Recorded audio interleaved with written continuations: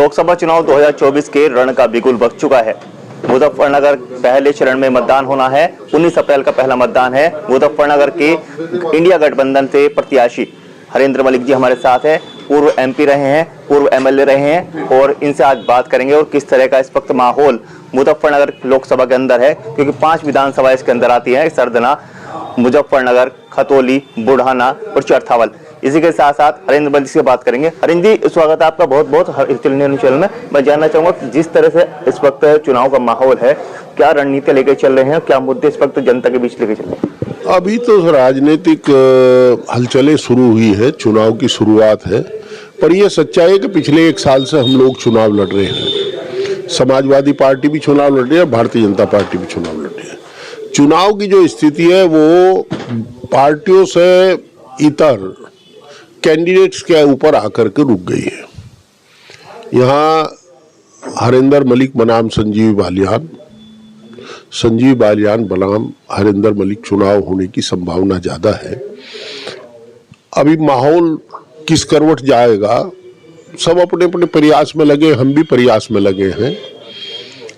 जहां तक स्थानीय मुद्दों का सवाल है, मुद्दे तो बहुत है, पर मुद्दों की जरूरत नहीं। इनके दूसरे पक्ष द्वारा सताए हुए लोग ही इतने हैं कि अगर उन सबका लाभ मुझे मिल गया तो चुनाव में कोई दिक्कत नहीं है। और हम तो किसान हैं, 750 किसानों की शहादत, उसके साथ साथ अंतर्राष्ट्रीय पहलवानों के साथ दिल्ली पुलिस का बर्ताव। विवाद ये हो सकता है कि फेडरेशन ठीक थी या ये खिलाड़ी ठीक थे, उस पर हम नहीं जाते, बिकॉज वी आर नॉट जज। परंतु ये तो सही है कि वे हमारी देश की गौरव थी। पुलिस के जवान, उनके चेहरे पर बूट लगावे, ये कहाँ का इंसानियत है?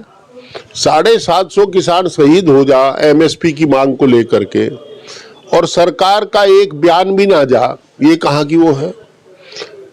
आप व्यक्तिगत जीवन कुछ ही हो, मैं उसकी किसी की वसूल नहीं करता, पर मैंने आदरणीय प्रधानमंत्री जी को एक फिल्म एक्ट्रेस के शादी समारोह में झुक कर के बुग्गा देते हुए देखा है, और किसान की शहादत पर झूठा आंसू बहा देते तो वो अच्छा लगता। एमएसपी का सवाल अभी भी खड़ा है, नौजवान के रोजगार का सवाल खड़ा है, अग्निवीर भर्ती का सवाल खड़ा है,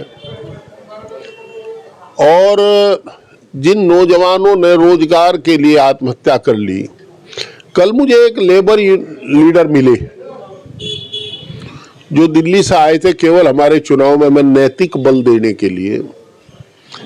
वो बता रहे थे कि पहले 2014 में 68 लाख या 98 लाख कुछ ऐसा बता, मैं भूल गया, 68 लाख ही मान ले सरकारी कर्मचारी थे। अब घट कर के 38 लाख सरकारी कर्मचारी रह गए। तो रोजगार दिया या छीना? वो बता, एक रेलवे के सज्जन मिले मुझे, रेलवे यूनियन के लीडर, उन्होंने बताया कि रेलवे कर्मचारी 10 लाख घटे हैं 10 साल में। हर साल जो रिटायर होते हैं उनकी फिर भर्ती नहीं होती। अब रात की टिकटिंग की व्यवस्था भी ठेके पर कर दी। हम कहां जा रहे हैं? हमारी पॉपुलेशन जितनी है उसके हिसाब से नौजवान को रोजगार चाहिए। आप सरकारी बैंकों से उद्योगपतियों कर्जे माफ कराने पर तो लगे हैं, नौजवान को रोजगार देते हुए दिक्कत होती है। और कितना प्रचार प्रसार करते हैं कि पटरी दुकानदार को 10,000 रुपए देंगे। 10,000 में कारोबार चल रहे हैं। किसान सम्मान निधि 6,000 रुपए, इससे किसान का खाद चल रहा है। तो देखिए, किसान परेशान है, नौजवान परेशान है, और व्यापारी वर्ग परेशान है। जीएसटी के नाम पर, इनकम टैक्स के नाम पर कितना शोषण हो रहा है छोटा व्यापारी का। और अपने जिले की ले लीजिए, पेपर उद्योग, लोहा उद्योग और खंडसारी उद्योग, हमारे 3 बड़े उद्योग थे। आप पता कर लिए कोल्लू वालों से, बिजली के नाम पर, पोल्यूशन के नाम पर उनके साथ क्या हो रहा है। पेपर मिल वालों से पता कर लीजिएगा। मेरी निश्चित जानकारी है 2 लाख रुपए महीना देते हैं, किस पे जाता है, कहाँ जाता है, कैसा होता है, ये मुझे जानकारी नहीं है। लोहा मिल वाले भी, सरिया मिल वाले, एक छानस निकलता है उसका, करहा कहते हैं उसे। पेपर मिल में जो छटनी का वो होता है पेपर, जो इम्पोर्टेड पेपर आता है उसमें छटनी का है, उनकी जो बॉयलर की राख है उसका मामला है। जो वो होती है वो झारा, वो बेचने का मामला है। ये पेपर मिल वो मालिक या इंडस्ट्री मालिक नहीं तय करता, लोहे वाला। ये जो भाजपा के सत्तासीन लोग हैं उनका एक भाई तय करता है। अब हम क्या बतावे, कल बयान आएगा पेपर एसोसिएशन का, री रोलिंग मिल एसोसिएशन का, क्या ऐसा कुछ नहीं है? नहीं बयान होगा तो परसों उनकी वो सील हो जाएगी। अभी बता रहे कि एक उद्योगपति ने पिछले चुनाव में बड़ा चंदा दिया था, अब की बार मना कर दिया तो उसका जीएसटी का बड़ा रेड हो गया। अब कहां तक सच है कहां तक झूठ है मुझे जानकारी नहीं, पर चर्चा है। तो यहां जो उत्पीड़न पिछले 5 साल में ज्यादा किया गया है, वे उत्पीड़ित लोग मेरे साथ खड़े हैं और हम चरण सिंहवादी लोग हैं। चौधरी अजीत सिंह को जिस प्रकार बेईमानी से हराया गया था, हर चरण सिंहवादी का व्यक्ति का खून खोलता है। और सबसे बड़ी बात यह, जो लोकतंत्र में विश्वास रखते हो, किसी विचारधारा के हों, उन सबका खून खोलता है। अभी करेंगे कुछ तो मामला ठीक चलेगा, अब चुनाव चलेगा उसको देखेंगे। अच्छा, आपने कहा था संजीव बालियान बनाम हरेंद्र मलिक का चुनाव इस वक्त चल रहा है, तो आपकी जीत के सवाल पर संजीव बालियान ने कहा था कि गालिब दिल बहलाने के लिए ये ख्याल ही काफी है।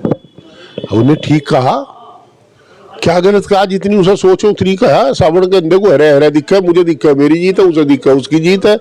परंतु आंकड़े गवाह है, 2019 के चुनाव में जो मतदाता हमारे साथ थे उनमें से कोई नहीं निकला। हर वर्ग का वोट बढ़ेगा और जो मतदाता उसके साथ थे उनमें से उसके साथ कोई नहीं रुका, सारा वोट इधर आएगा। आप देखिए,